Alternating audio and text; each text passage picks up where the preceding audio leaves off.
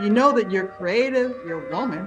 Hell, you know what I mean? And you might have to drop that out. And then there's first time that this platform has had more than two powerful humans in the same space at the same time. I am Melanie Jeffers Cameron, and this is Table Talk.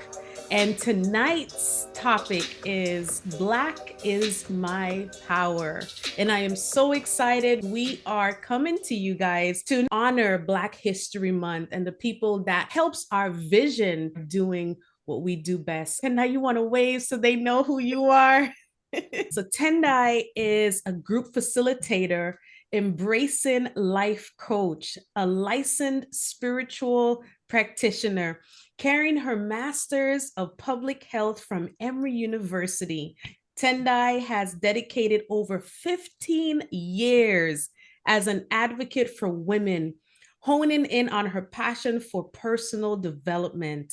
She states that one of her greatest joys was authoring her book titled What to Do When You Don't Know What to Do. By the way, I got that book, Tendai. Guys, a must on Amazon.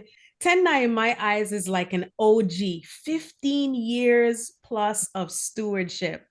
And fun fact, Tendai impressed me on taking her one of the biggest leaps, I think, as a woman towards living her best life is moving to Brazil. So Tendai, a little jelly. I know you're out there living it up. Rose. Rose is the founder and host of Ripped, Rattle, and Rose podcast, author of ebook Redefining Faulty Love, and a newly published book. Rose, I'm sure, will share with us when this book is going to be dropping. But the book is titled something very unique, Once I Collided with Glory. Rose is a survivor of dysfunctional relationships, addiction, and cycles of abuse. She declares that through my healing, I've purposed to serve resilient women brave enough to explore their inner healing, destroying stagnation and redundant cycles.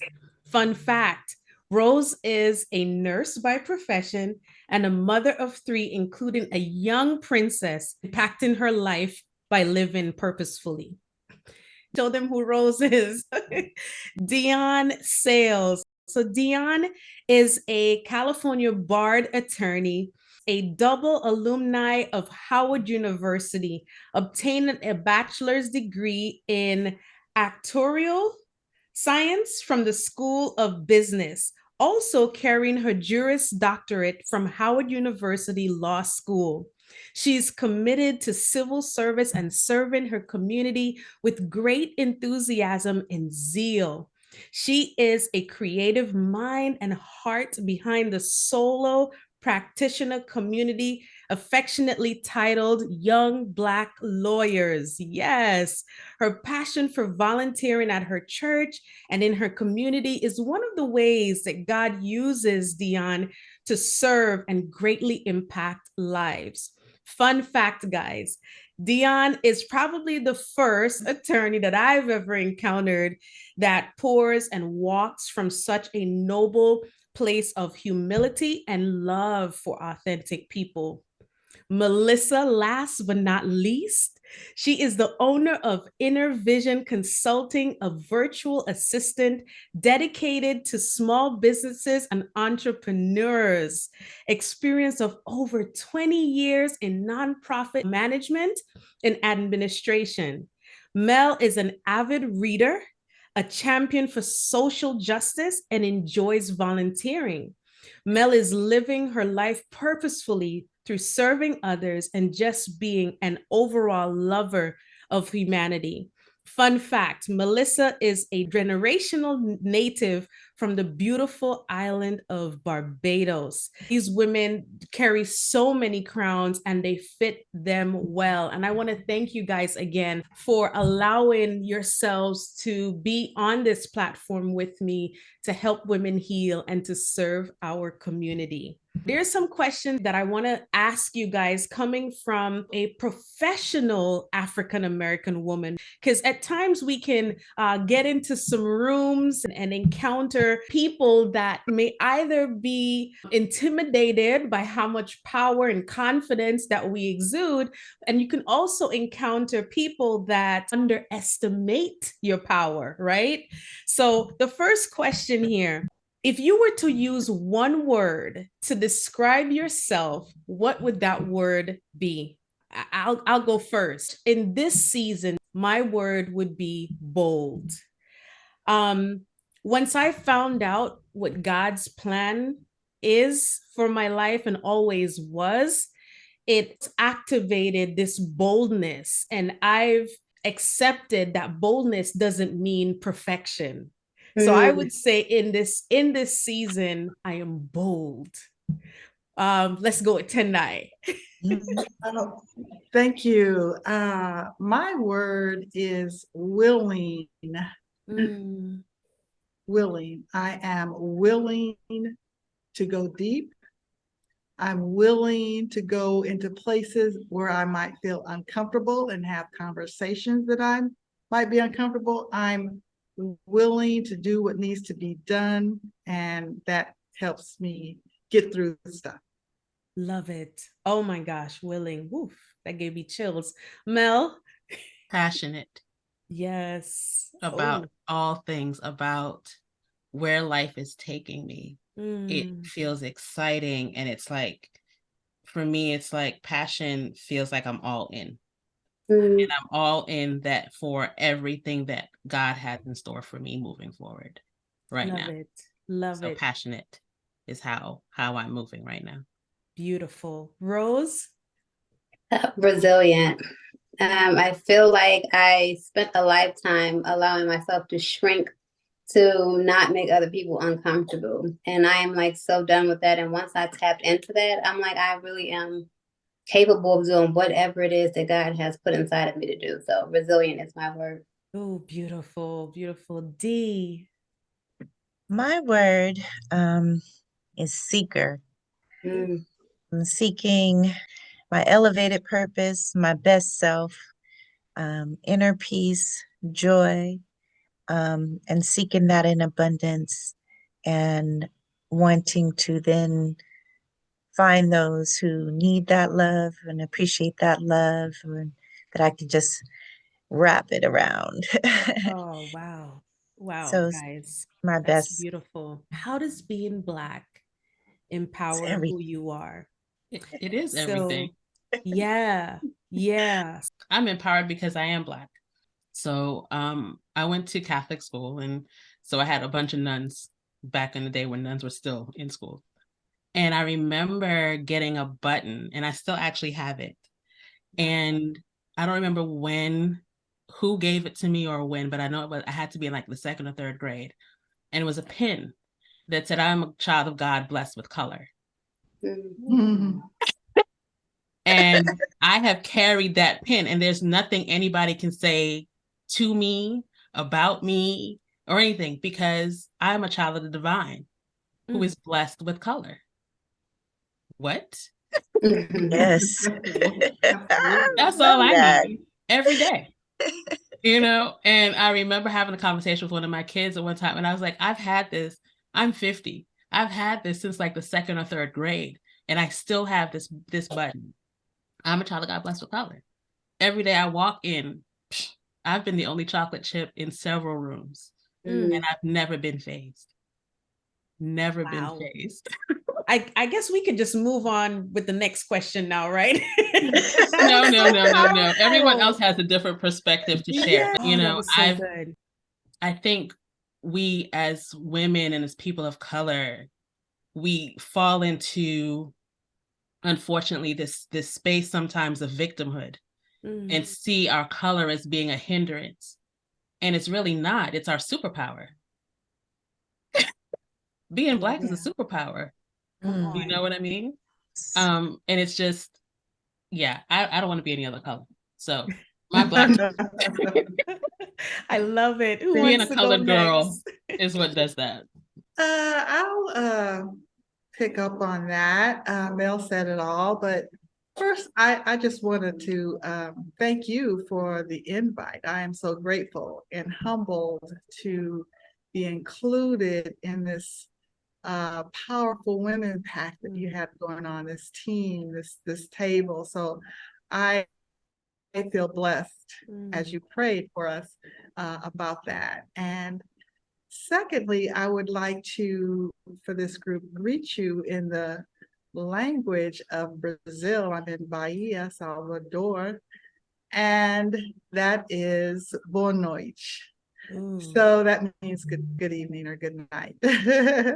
One of the things that came to me is here where I am in Salvador. Has anybody been to Brazil before? Or no, but I have a reason to come now. Okay, yeah, you got me to stay with. Girls trip. You know, Okay. it's more than the beaches, which are amazing.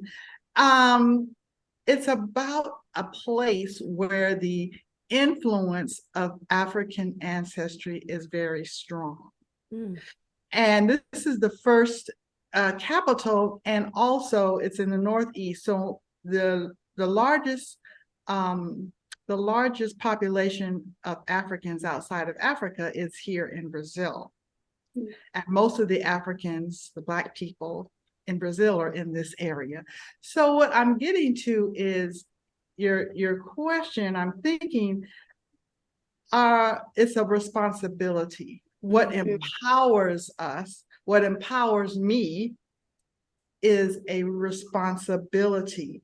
Having the history that we have, having the ancestors that have done so much for us to be living and existing and even thriving today, speaks to the strength of the shoulders that we stand on. And so therefore, like, we have a responsibility that our children, our grandchildren, and their grandchildren will thrive. So when we walk anywhere, do anything, it's obvious who we are. Like Mel pointed out, we're, people of color, Black women. I call myself African, straight to the point. And so there's just a responsibility, and that drives us, it drives me, it empowers me to do the things that I do, to advocate and to be about something. You know what I mean? Just be about something. Yes. Yeah. Ooh, that's so good. May I join the conversation? Absolutely. I'm inspired. To me, being Black is the gift of being a butterfly that starts off in a form that's unlike the butterfly, and it takes a bit of work for you to recognize your beauty. Oftentimes that may entail you becoming alone and still in a place. And those of us who have been blessed to either have that knowledge of our beauty and our power as Black people, as Black women, are able to extend our wings, if you will. I feel like being a Black female allows me to stand on the palms of my ancestors, because to me, it creates a vision that there's a giving, there's a transfer, there's a sharing, a tenderness. But your hands, you use your hands for everything, right? And so that knowledge and that cocoon, if you will, if you close it, it becomes a cocoon. I don't know. I was so poetic, y'all. Got it.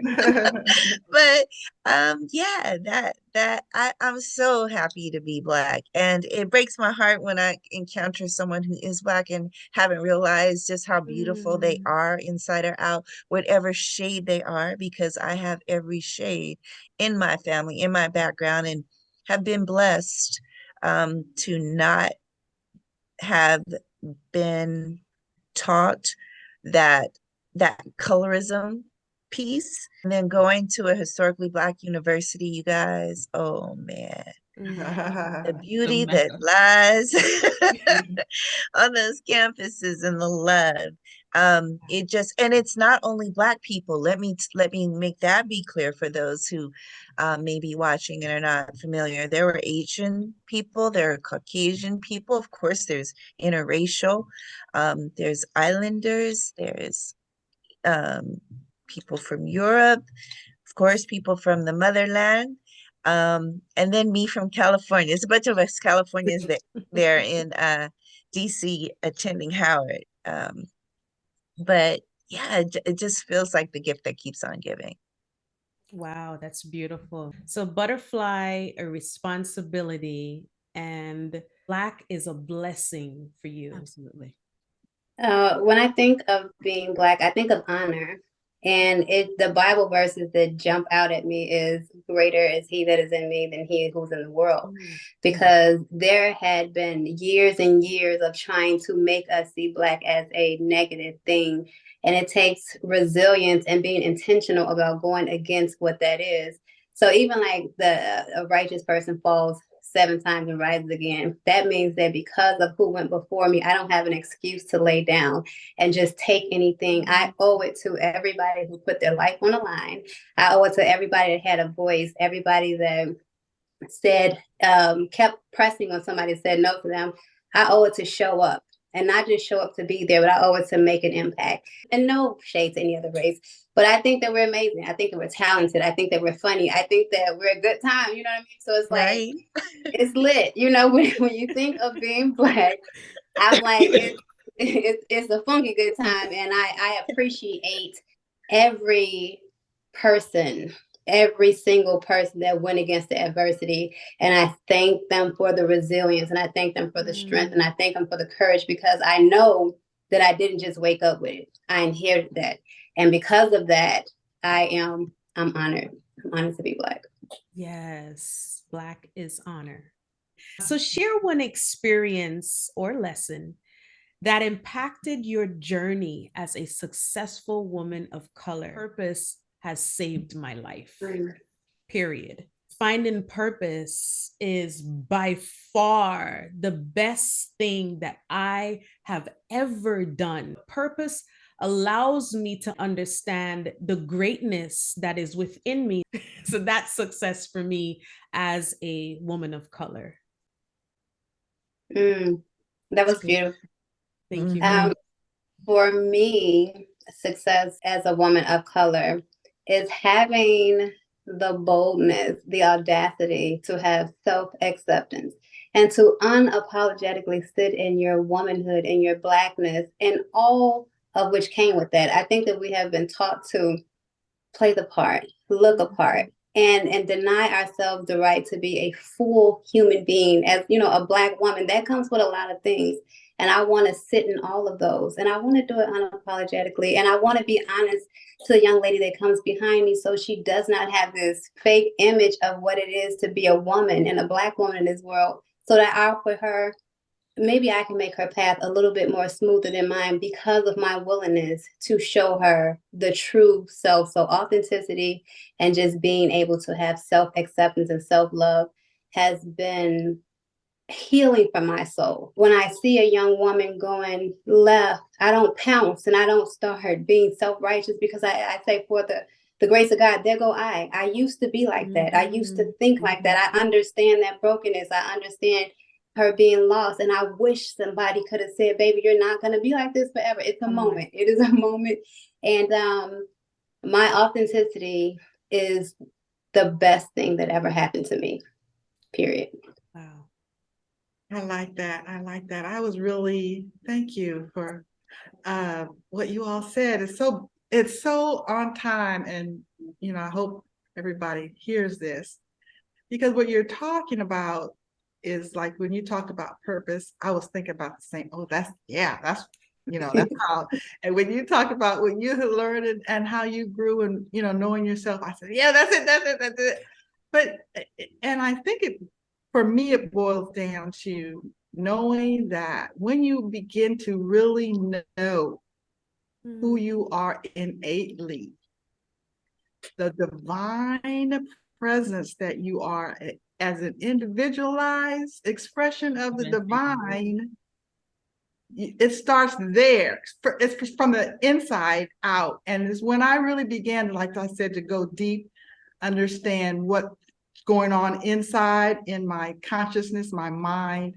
And then, watch this, I had to embrace it. Because we know, because it's already in us. So I was like, okay, but what does that mean? You said bold, Rose. That's absolutely. What does that take when you know that you're creative, you're a woman? Hell, you know what I mean? And you might have to drop that out. And then there's and then you know you're nurturing, you're loving, you're beautiful, you're all of these things. And when you embrace it, you got to step out bold. You got to step out and do what you're led to do, which means saying yes, right? Saying yes to the word, yes to that calling when you call a purpose. And I feel like embracing that power within and following that calling, the purpose you're talking about, is the thing that keeps you going, is the thing that you become. And then when you surround yourself with other beautiful women who are embracing their, and that doesn't mean everything is over. That doesn't mean it's ended. That means you got the boldness to step out now because you know you're bad. You know, you say, oh, you know you're bad.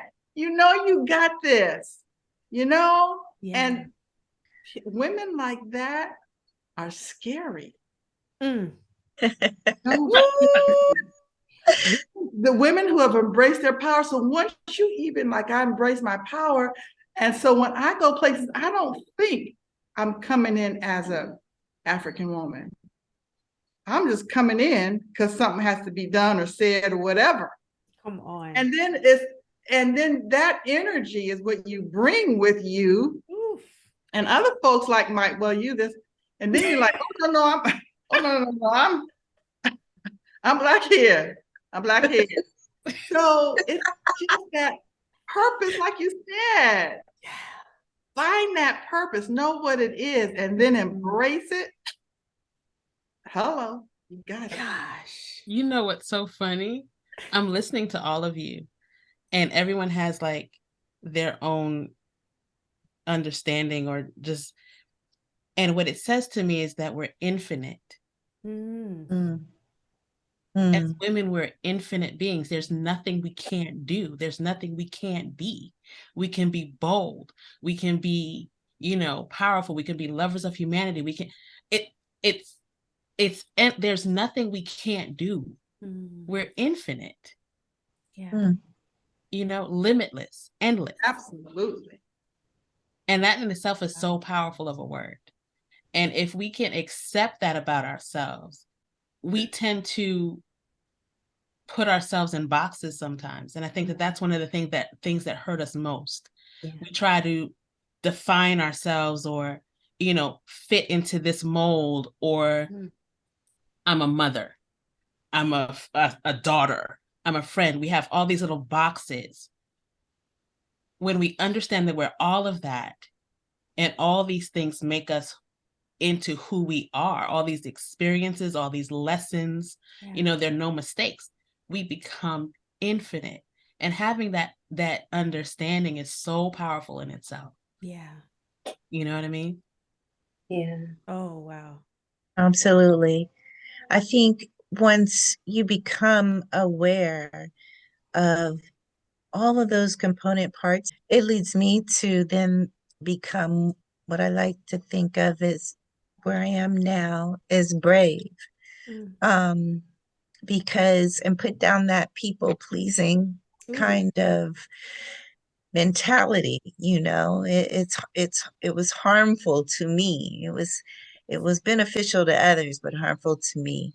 And I find that I myself am 50. I think I just made 54. So thank you, ladies. So I find it's like 0%, ooh, 50. That's it. You get there. Cicely Tyson, I mean, it's like you get this jolt. I think it's really, you start to realize that other people's opinions do not matter, that you don't need to allow them to put you in a box. And being the only Black person in certain rooms, courtrooms, boardrooms, school rooms, people come at you with their own perception. It's so funny because, Melanie, you said how I'm so humble. You're right. I'm not an attorney first. I'm a Black woman and a child of God first. That's just a skill I have in order to help people. But there's been times when, one time in particular, I was representing a woman who slipped and fell. We were going in for depositions. And I walk in and this administrator asked me if I was the transcriber, the court reporter. I was like, no, I'm actually representing the plaintiff in this matter. And she got this funny look on her face. I was like, can you direct us to where we're supposed to be, my client and I? It didn't bug me, but it's just obviously that lady hasn't done her Black history, her studies, hasn't expanded her mind. I mean, you don't assume anything of anyone, right? I mean, we learned through the pandemic that those people that you might just walk past, that person at the grocery store, the bus driver, the postal worker, those are the people that kept us fed, our economy moving. Yes, I went to school by the grace of God. I was able to go to school and get a mid education, but I owe so much to my ancestors who didn't have that opportunity.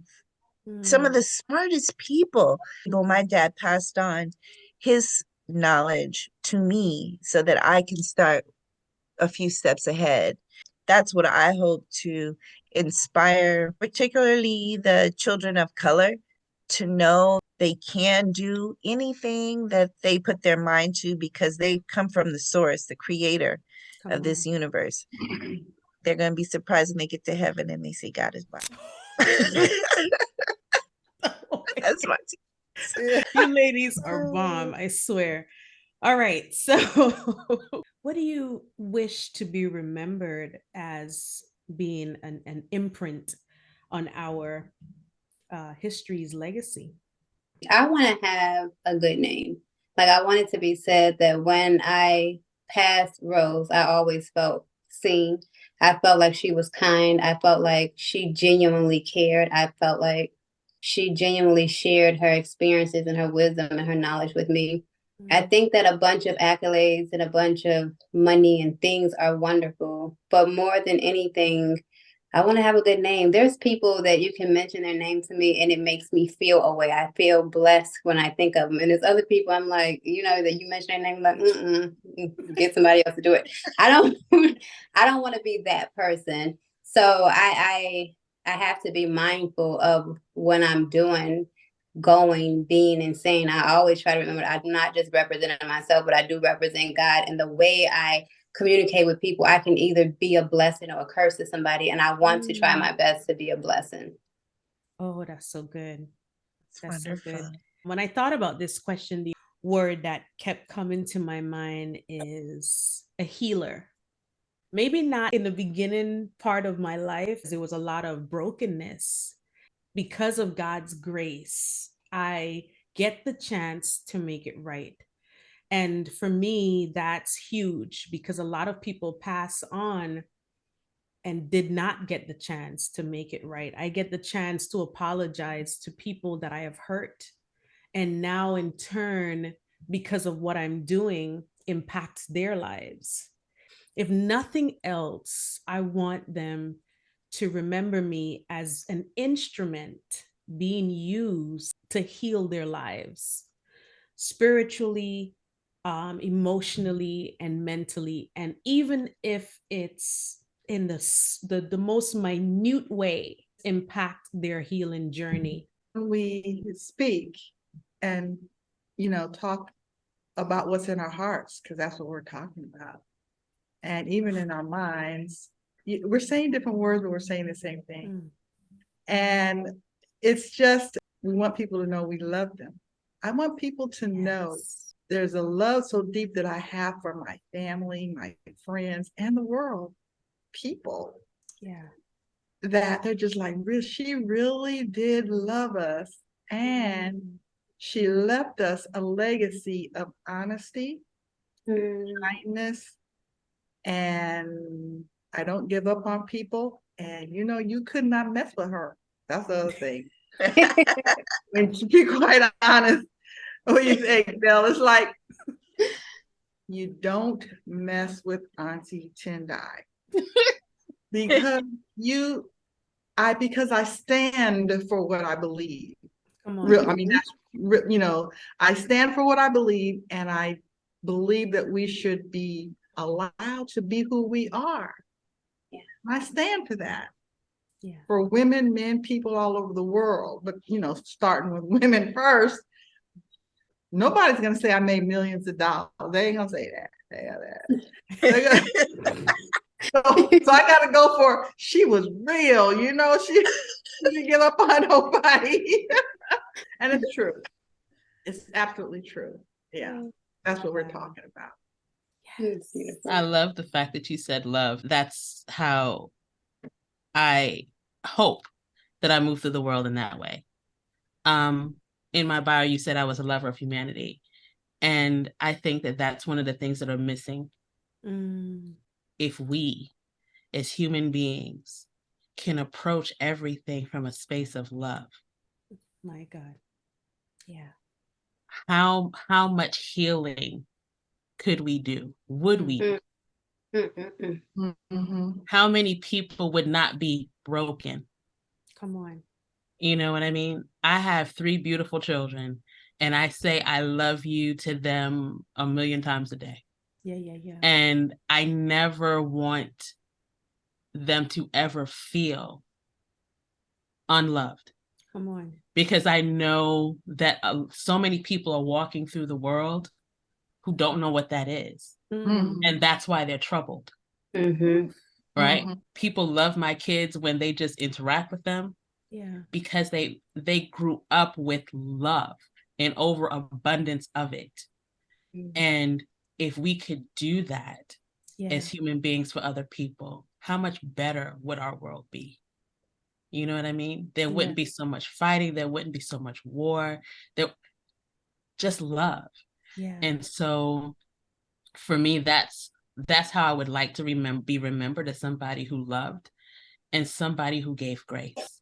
Very nice. Yeah, I just want to drop this here because it was placed in my spirit that someone needed to hear that.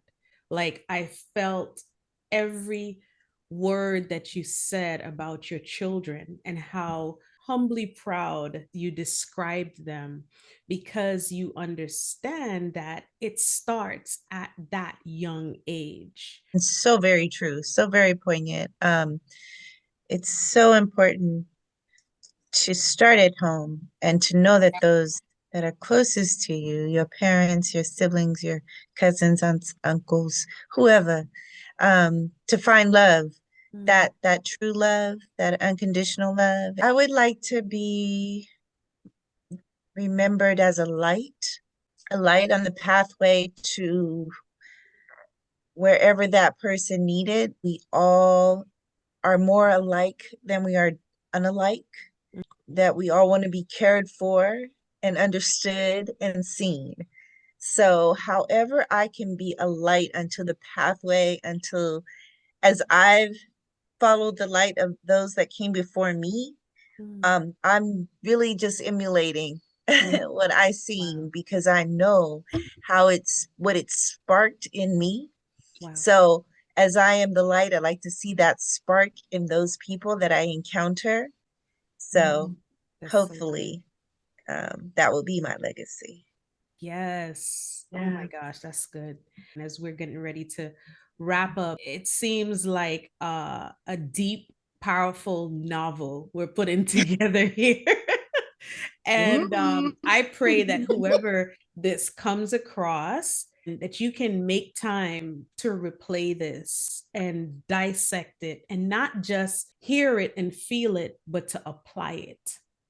So this question asks, what advice would you give to that younger woman that is coming into doing what she loves so passionately, but may feel intimidated, to apply for that promotion, right? Or continue school because she feels like, well, that area of expertise is populated with non-African Americans, right? Or other ethnicities. What would you tell her to empower her to do it? I'd say arm yourself with your Bible in one hand and your history, your Black history in the other. If you can find a tribe of like-minded women as a mentor, because when you see it, you believe you can do it. Ooh, And even if you don't see it, read about it. If you read about it, if you imagine it in your mind, that's seeing it. The funny story is I went to law school because I have stage fright speaking in front of people. Oh my God, I just said that out loud. But it's true. I thought, okay, to get over that. But I love the courtroom. I love mean judges. It doesn't bother me. Black, white, purple judges. That's my space. I just love it. I don't feel intimidated. And you know why? Because I know my case. I know my client. I know that the law is there to help my client. So when you go into a room and you know what you know, come on. oh, it's easy. That's how you become comfortable in those rooms. They have more appreciation for you. Yeah. Sometimes then they're able to express, Mm. right? You just be yourself, and there are going to be people who are not going to understand it, not going to be able to handle it, but you don't let that cloud your way, because you, with God in your one hand and your history and your ancestors in the other and your support team, and even if you don't have that team, even if that team is just you and Jesus, you got it. Yeah. So don't be afraid. Don't be afraid, love. You can do it. I would just maybe add to it that just know who you are and whose you are. When you're armed with that, when you can just stand in your truth, and you're going to have fears, you're going to be scared of stuff, you're going to go into situations that are going to be uncomfortable. But when we begin to have those hard conversations, when you go into that place that's uncomfortable, even if your knees are a little wobbly and you're feeling a little insecure, go anyway. Be afraid, but go anyway. Because once you do it, you've gotten over that little molehill, you've gotten over that mountain, and the next one's like, okay, bring it on. All right. So last but not least, what is one thing that every Black woman should have? Tangible or intangible? Can't wait to hear you guys' answers. I said every Black woman should have a heart. And that is a heart to love, a heart to start, a heart to finish, a heart to start over, a heart to be, a heart to do. Like, I believe that our heart is the core of who we are, and it is why we do or don't do things. And as long as our heart is in good standing, I feel like our life is in right standing. So, a heart. Yes. I said red lipstick. Okay. Are you? Well, you're not wearing red lipstick today. I did have it on. It's faded off. But red lipstick, because it's feminine and it's powerful. And I mean, those are two things I think that describe a Black woman: feminine and powerful. Oh, that's good. I love that. Is there like a particular red lipstick they should go out and buy? Here's the thing, and here's the beauty of red lipstick. They're different shades, the same way that we make up different shades. There is a shade of red lipstick out there for every woman, for every Black woman, because there are Black women who think that they can't wear red lipstick because they make their lips too big. Girl, please. There are people who are getting injections to get their lips look like yours. You better stop. Stop with it. And so red lipstick. Every lipstick I put on is red on me. It just turns red. I don't know, undertones or something. So, Mel, the other thing you said earlier was like-minded people. to answer your question, Melanie. I think every woman should have like-minded people, a sisterhood around her. Mhm.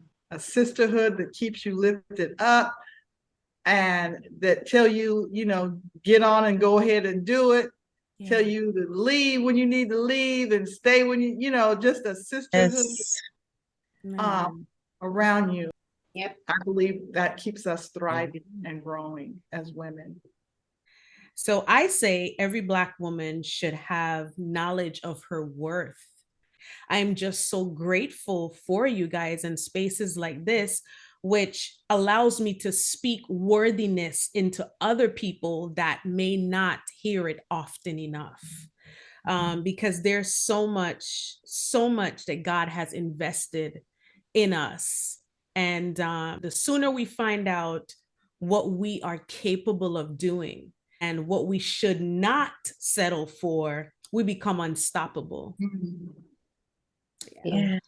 What I think every Black woman should have is self-assurance and self-love, whether that's knowing your numbers, exercising, whether it's starting to eat plant-based, whether it's going to your doctor's appointments, whether it's sitting still, whether it's making a mistake and knowing mistakes are how you learn, and that's okay. That's part of the journey. Yeah. If you don't make mistakes, you're not learning, right? You're not moving, you're not growing. So I think that having that love for self will only allow it to grow and give you an abundance, and that's just going to spread out to everyone around you. So start with self, and everything else will come together. It's also so good. Yes. Ladies, this was a beautiful time spent. A lot of women that I've been encountering feel like, well, I'm already 40. I'm already 60. I've made all these mistakes, and I want to ruffle your feathers a little bit. Get up out of that muck. It is time to find out what you are truly capable of doing. What you're about. It's endless, and like Mel said, we are infinite, period.